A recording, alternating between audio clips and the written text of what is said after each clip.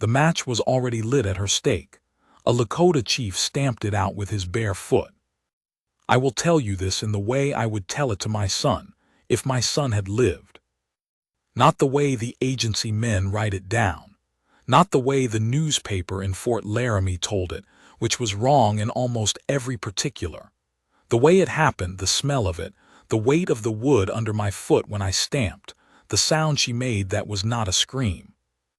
I am called Sunkala Ska by my people, White Dog. My father gave me that name because I was born in the year of the white dog, not because of any vision, not because of any deed. He was a practical man, my father. He named things plainly. I have tried to do the same. This was the autumn of my 51st year. I tell you that so you understand. I was not a young man acting on fire and impulse. I was a man who had buried a wife, buried 2 children, sat counsel through 3 broken treaties, watched the buffalo thin to something you had to ride 2 days to find. I was a man who had already made the largest decisions of his life, and lived with the results of those decisions for long enough to know the difference between a decision that costs you something and a decision that saves something. What I did at the stake was both kinds at once. Her name when they brought her to camp was not her own. Her own name nobody in our camp could say right. It had a softness in the middle that our language doesn't carry easily. We called her Tehinchala. It means calf, the young of a buffalo. I don't say that to diminish her.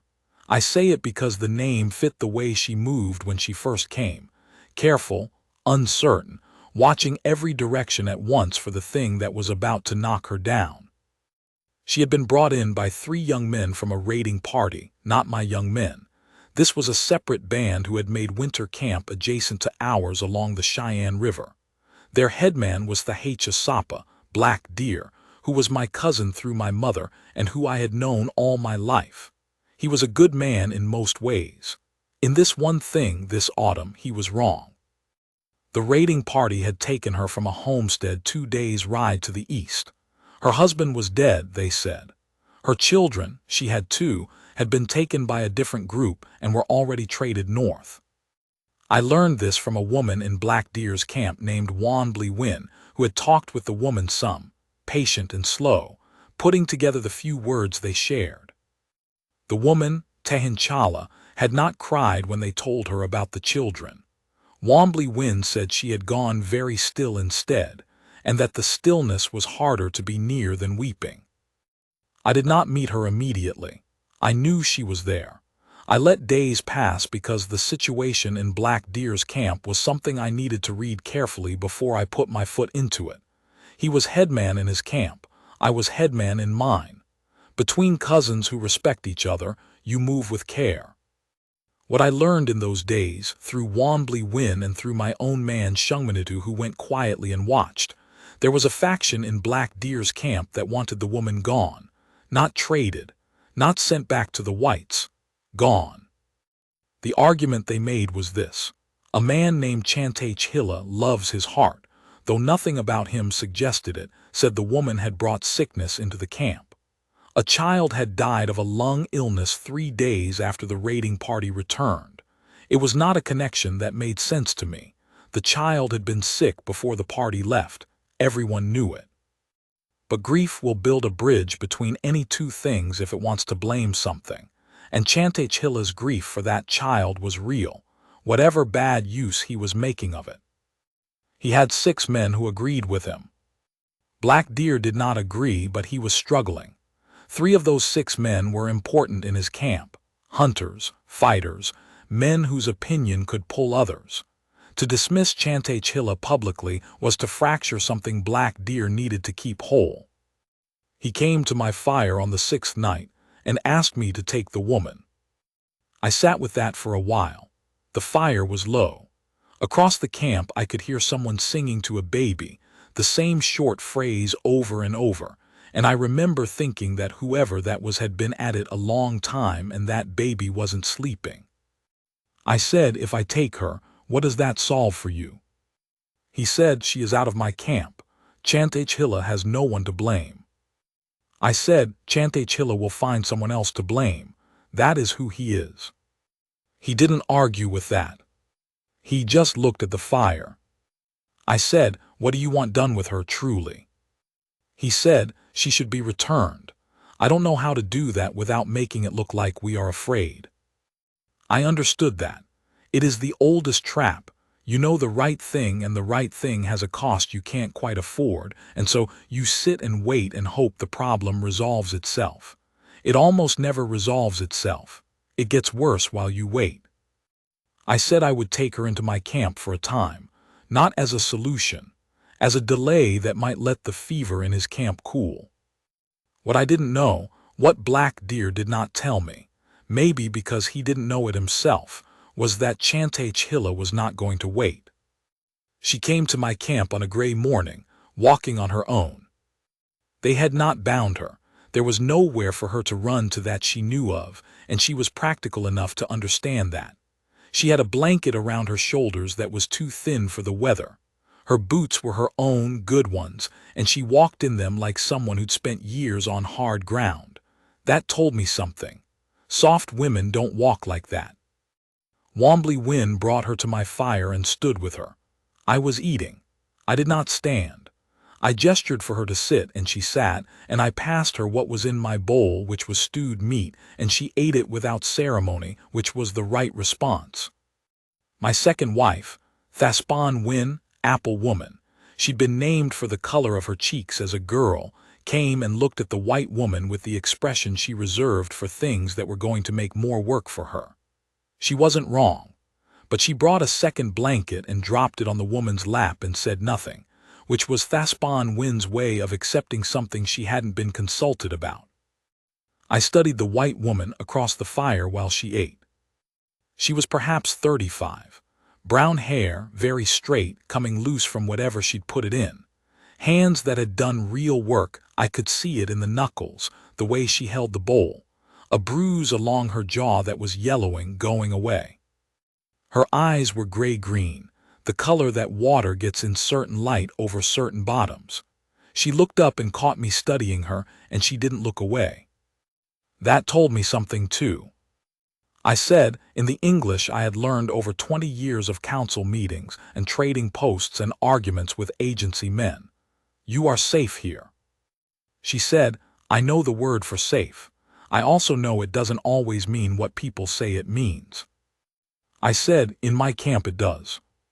She looked at me for a long moment. She said, "Why?" Nobody had ever asked me that before in quite that way. Why do you offer safety? Why is your word different from other words? There was no insult in it. She was just a practical woman who'd had the ground taken out from under her enough times that she needed to know the reason for the ground before she stood on it. I said, "Because I said it." She considered that. She nodded slowly like she was filing it somewhere. Then she looked back at the fire. That was late October. I will tell you the weeks between that morning and the night of the stake, because that is where the real story lives.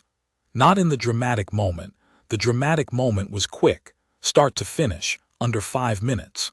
The weeks were slow, and they were where I understood what she was and what I was doing and why it mattered. She learned the camp faster than anyone I'd seen. She had a feel for structure, for who deferred to whom and why, for where the lines were that you didn't cross without permission. She never crossed them. She helped where she could see help was wanted. She was good with the smaller children, patient without being soft, which they responded to, and she stayed clear of where she wasn't needed, which is a harder skill than most people think. She asked me questions in the evenings when I sat outside after the day's business. Not many questions. She seemed to understand that I was not a man who liked a great quantity of talk. She asked things like, "What is that ridge called? What do those tracks mean? Why did those 2 men argue this morning?" Real questions, not the kind you ask to fill silence. And she listened to the answers in a way that told me she was actually putting them somewhere, using them. I told Thaspan Win that she could be trusted in the food stores. Thaspan Win said she already knew that. I said I was glad we agreed. My wife looked at me with an expression that said she'd been forming opinions about people since before I was born and she didn't need my endorsement, but she said it kindly, the way long marriages speak. The white woman was grieving. I want to be plain about that. She was doing everything I've described, and she was also, underneath it, carrying something that had no bottom.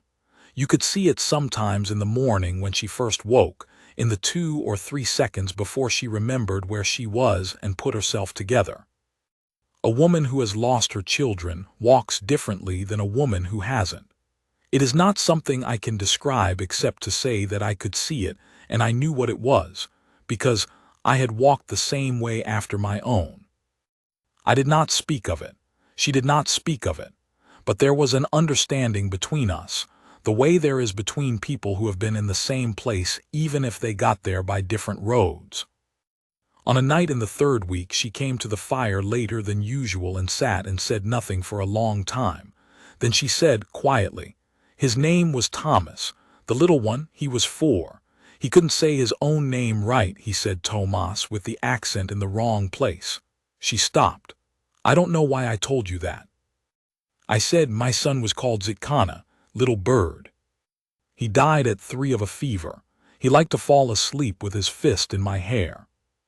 She looked at me. She didn't say she was sorry. I was glad. I'd heard sorry enough that it had worn smooth. She said, "Then you know what a hole that size feels like." I said, "Yes." The fire cracked. Somewhere in the dark a horse shifted and stamped. She said, "How do you carry it?" I thought about that for a while before I answered. I said, "You put it in your back, not your chest. Chest, you can't breathe. Back, you can still walk." She was quiet for a long time after that. When she went in to sleep, she put her hand on my shoulder for just a moment as she passed, not a long touch, barely a touch at all, and I sat with the fire until it died. The trouble came in the 2nd week of November. Chantechilla arrived in my camp with 4 of his men on a morning when frost had made the ground hard, and the sky was the color of pewter from edge to edge. He did not come to my fire. He went directly to where the white woman was working with 2 of my women, sorting and hanging the last of the dried meat before the real cold set in. I was told immediately. I was across the camp already moving. By the time I reached them, he was standing over her, talking in a voice I could hear from 30 paces. His men were spread to either side in a loose line that wasn't casual. The 2 women with her had stepped back. The white woman had not. She was standing with a length of dried meat still in her hands, looking at him the way you look at something loud that you've decided you're not afraid of. I didn't run. You don't run in your own camp if you can help it. But I walked with a purpose that everyone in that camp could read, and by the time I reached the group there were already a dozen of my people at the edge of the situation. I said to Chantechilla in Lakota, "This is my fire's ground. What is your business here?" He said, "I came for the white woman. She belongs to Black Deer's camp. Black Deer's camp has decided." I said, "Black Deer is headman of Black Deer's camp. I have not heard Black Deer say what you are saying." He said, "She is a curse. She has killed once already. Winter is coming and we don't need what she brings." I looked at him. I had known Chantechilla since he was 20 years old. He had always been a man who needed something to push against, and when life didn't provide one, he manufactured it. The child had died, and that was real, and that grief was real.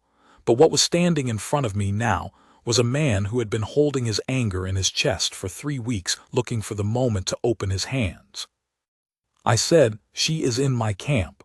She is under my protection. Take your men and go back to your fires."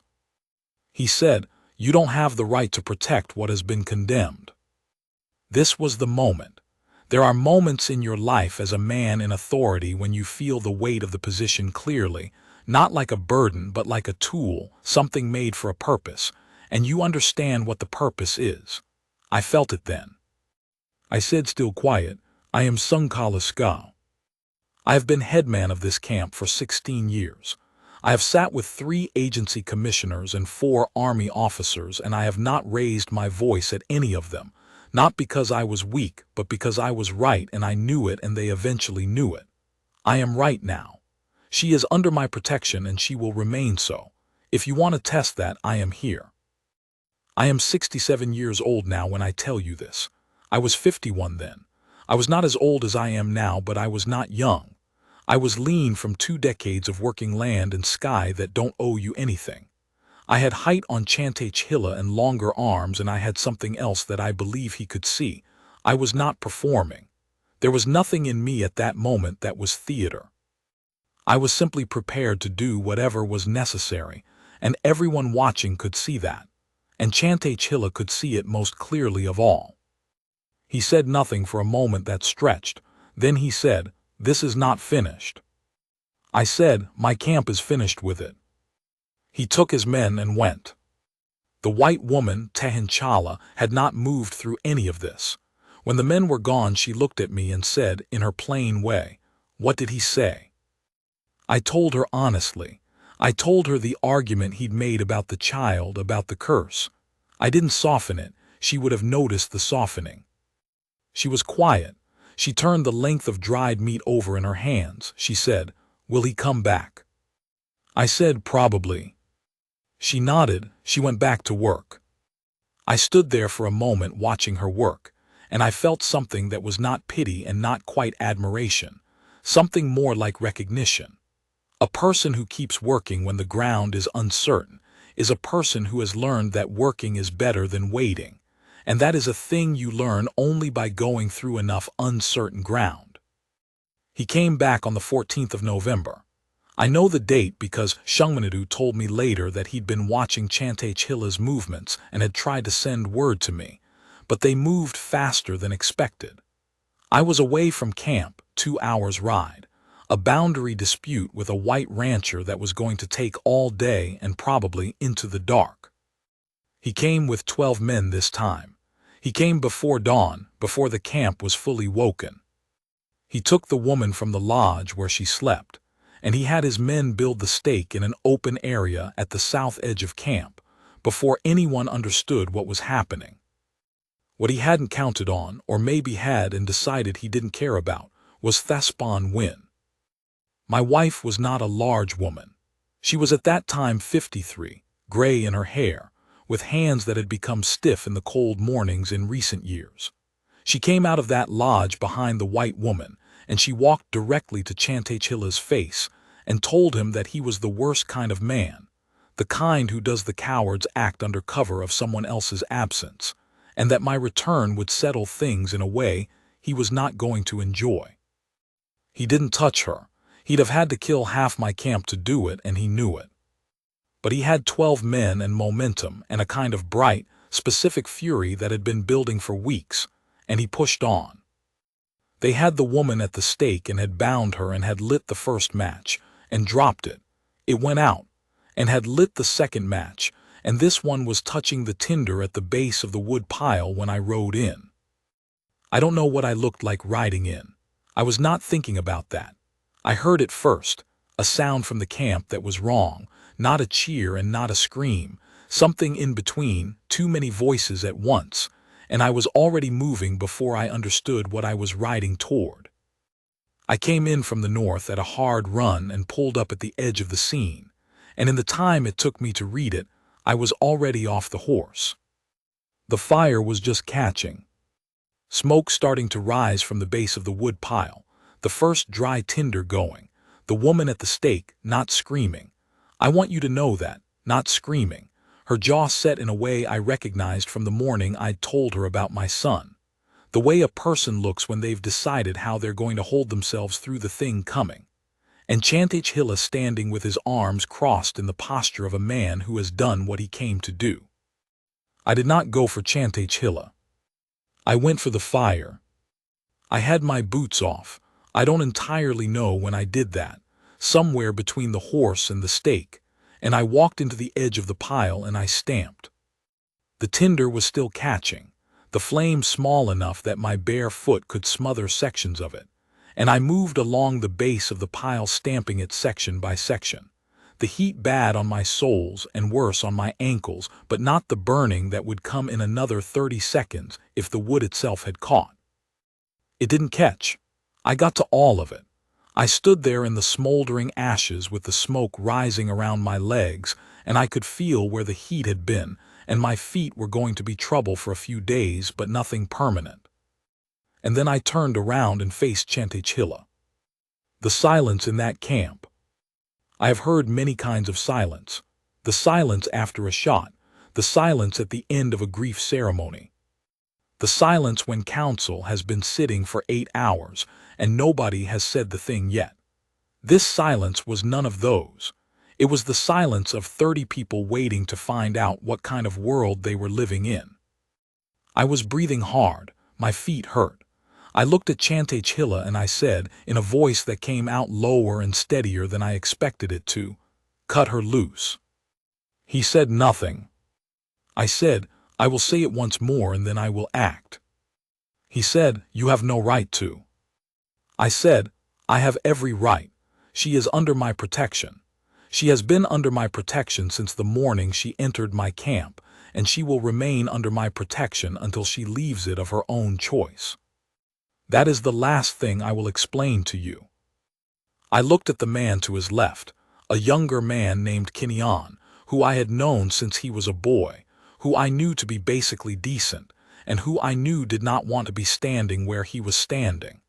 I looked at him for a moment, and then I looked back at the stake. Kinyan cut her loose. He stepped forward and cut the bindings with his knife, one motion, and then he stepped back. The white woman didn't fall. She stood where she'd been bound, her wrists coming apart in front of her, and she breathed. Chantechilla said one more thing. He said, "When sickness comes this winter, remember today."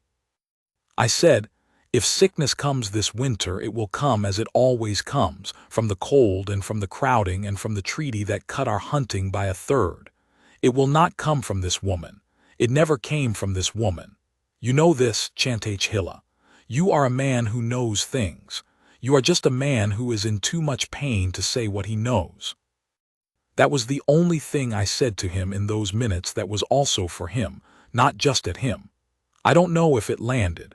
He left with his men, and I did not see him again for several months, not until the spring council. My feet. Thespon Wynn looked at my feet that evening with the expression of someone who has been presented with a problem that is also a form of vanity, and doesn't deserve a great deal of sympathy. But then she treated them with everything we had: rendered fat, dried herbs she kept in a particular pouch, cloth cut from something she didn't tell me the origin of. She wrapped them, and told me I was not to walk on the cold ground for 3 days. I walked on the cold ground the next morning, carefully, and she did not say anything because we had been married long enough that she knew the line between what she could stop and what she couldn't. The white woman came to where I was sitting. Hobbled is too weak a word, but too strong a word would be wrong too, with a look on her face that was something I hadn't seen on her before. She sat down across from me, and for a moment she just looked at my feet. She said, "You didn't have to do that the way you did it." I said, "There was only one way." She said, "You could have stopped it with men, with weapons." I said, "Yes. And then there would be 2 dead men in Black Deer's cousin's camp, and the winter would be full of that." She was quiet for a moment, then she said, "Your feet." I said, "They'll heal." She said, "That's not what I was going to say." I waited. She said, "I've been trying to think of a way to say what I mean and I can't find the right words, so I'm just going to say it plainly. What you did going into that fire with nothing but your feet to put it out, that was the most deliberate thing I've ever watched a person do. Not brave in the way people usually mean brave, which is not thinking about it, just going. You thought about it. I could see that you thought about it. You walked in anyway. That's something different." I didn't have an answer for that, so I said nothing. She said, "I know I can't stay here forever. I know I have to figure out what's next. But I want you to know that what you did, I'll carry it. In my back, not my chest, like you said." She stood up to go. Then she stopped and looked back at me, and in the gray November light her face was serious and clear, and she said, "I have seen a lot of men in my life. On the frontier you see men under pressure, real pressure, and you find out fast what they're made of. I've seen men made of things that weren't much. What you're made of." She stopped. She put her hand to her sternum briefly, like she was feeling for something. "It's the real thing. whatever that means to you." Then she went. Thaspan Wynne appeared from behind the lodge the moment she was gone, which meant she'd been listening, which I had known and she knew I'd known. She looked at me. I looked at her. She said, "She's right." I said, "I know." She said, "Don't get comfortable about it." I said, "I never do." She looked at my feet one more time with the expression of someone surveying damage that could have been avoided. Then she went back inside. The weeks that followed were slow and mostly cold and full of the ordinary work that keeps a winter camp alive. The hunting was adequate. The wood stores held. No sickness came, which I did not feel the need to say anything about and didn't. The white woman, I had stopped thinking of her as Tehinchala privately, though I continued to call her that in company, worked in the camp with a focus and competence that had long since stopped surprising anyone. She had a gift for small repairs. She'd found some of the camp's gear that had gone unattended and fixed it without being asked, quietly, and people had noticed. Women in camp were teaching her things and she was teaching them things in return, simple things, a different way to lash a bundle, a way of treating the children's chapped lips in cold weather. It was mutual and ordinary, and I watched it from a distance and was glad of it. She came to me in December with a question. She said she understood there might be a way, in the spring, to get word to an agency post, that she might eventually find out what had happened to her children, whether they had been found or returned, or she didn't finish that possibility. She wanted to know if I would help with that. I said yes. She said, "Why?" The same question she'd asked me at the beginning. "Why do you offer this? Why is your word different?" I said, "Same reason as before." She almost smiled. I had not seen her almost smile before. It was just a small thing at one corner of her mouth, and then it was gone, but it was there. She said, "Then I'll wait for spring." I said, "Spring is not so far. I need to tell you about the night in January, because it belongs in this account even though it was quiet and nothing dramatic happened. A storm had been building for 2 days, and when it came hard. The kind of cold that gets into the lodges through every gap, no matter how you've sealed them. And the wind was loud enough that talking over it required effort. I was awake late, watching the fire, the camp tight and snow-muffled around me. The white woman came and sat across from me. She had her blanket around her and her hair was down, and in the firelight she looked less provisional than she usually looked, less like someone waiting for the thing that was going to happen next. She looked settled, like someone at a fire they had some claim on. She said over the wind, "Do you miss her, your first wife?" This was a question nobody had asked me in years. My first wife had been gone for 11 years. Her name was Chanfeda Wynne, Firewood Woman, and she had died in her 40th year of something that started in her lungs and finished her slowly over one terrible winter, and I had sat with her every night of it until the last night. I said, "Every day." She said, "What was she like?" I thought about that. I said, "Impatient. She didn't like to wait for things. She had opinions about everything and she was right about most of it." I stopped. She laughed a lot, more than was probably called for. It was you noticed when she was in a room. She nodded. She said, "My husband was the opposite, very quiet. He was a man who could be in a room and you'd look up and be surprised he was there. But he was steady. Lord, he was steady, like a post in the ground." She was quiet for a moment. I said, "Thomas's father?" She said, "Yes." The storm pushed hard against the lodge. The fire ducked sideways for a moment and then righted itself. She said, "I think about them in a certain way now, the people I've lost. I think about them as being somewhere that is real but that I can't see. Not heaven, I'm not sure I believe in heaven the way I was taught it. Somewhere real. They're still themselves. They're just elsewhere." I said, "My people believe something like that. The words are different." She said, "Maybe the words don't matter as much as the direction." We sat with that for a while. The fire did what fires do. She said, "I want you to know something."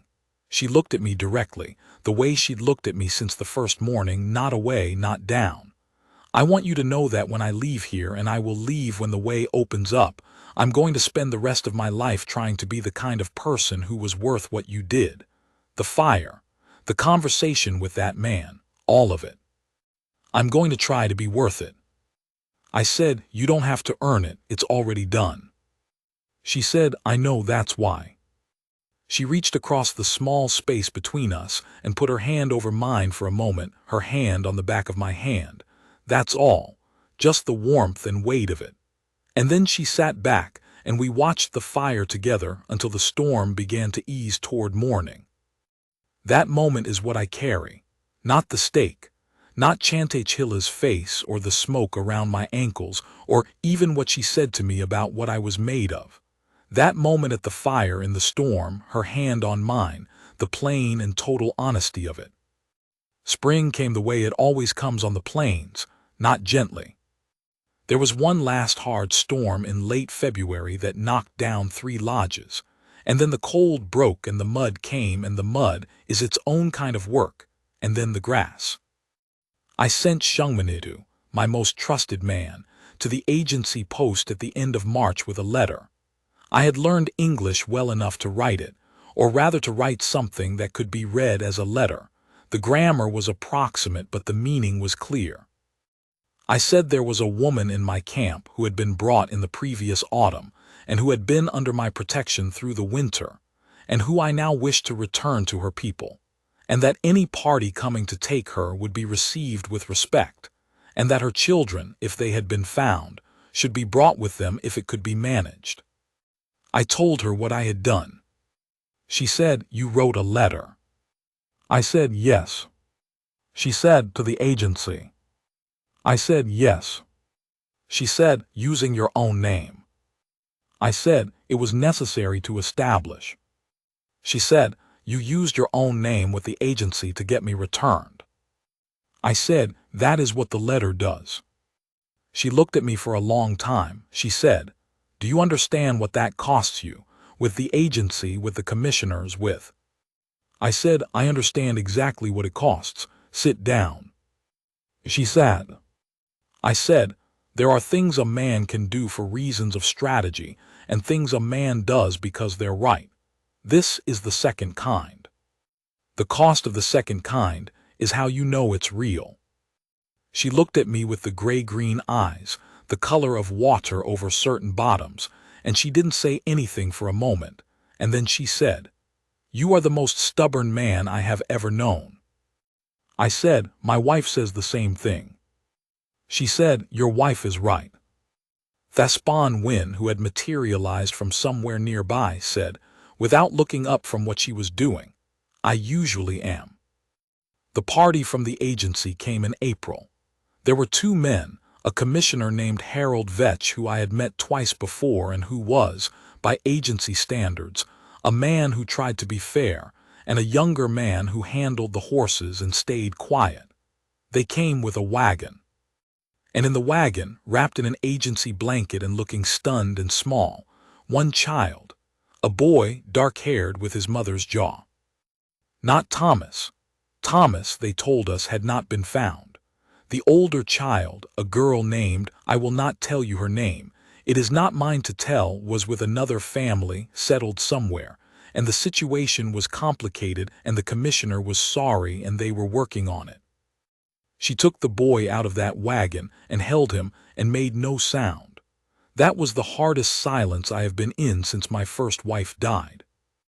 I gave the commissioner and his man food and water, and I walked with him while the woman was with her son, and Thaspan Win was with them both.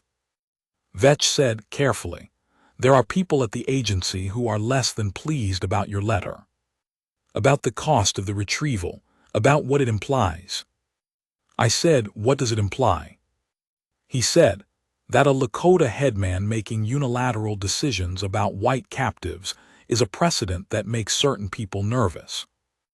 I said, a Lakota headman who protected a white woman from being burned alive in his cousin's camp is a precedent that should make certain people grateful. He thought about that for a moment. He was a careful man, Vetch, He said, "I'll put it in those terms in my report." I said, "Put it in whatever terms are useful. I will do the same thing again if the same situation presents itself." He nodded. He believed me, which was the right response. She left the next morning, early before full light, which was her choice. She didn't want the long goodbye, she said. She'd never been good at those. She came to where I was standing at the edge of camp, watching the dark east for the first gray. She had the boy at her side, half asleep, leaning against her hip. She was carrying a pack on her back. She looked like a woman ready for the next thing, which is a particular kind of look that is also a form of grief, because the next thing always means the last thing is done. She said, "When the world is less, when things are more, when I've gotten my footing again." She stopped. She started differently. "I want to come back and speak with you when I can do it in better circumstances. I don't know if that's possible." I said, "The door is the same door." She said, "I know." She reached into the pack and brought out something I recognized, a clasp knife, good metal, that had been on her when she arrived and that I'd kept safe in my lodge through the winter. She'd asked for it back in March. I'd given it to her. She turned it over in her hands. "Keep this. I want you to have something that's mine." I said, "I don't need a token." She said, "It's not for you to need. It's for me to give." I looked at the knife. I took it.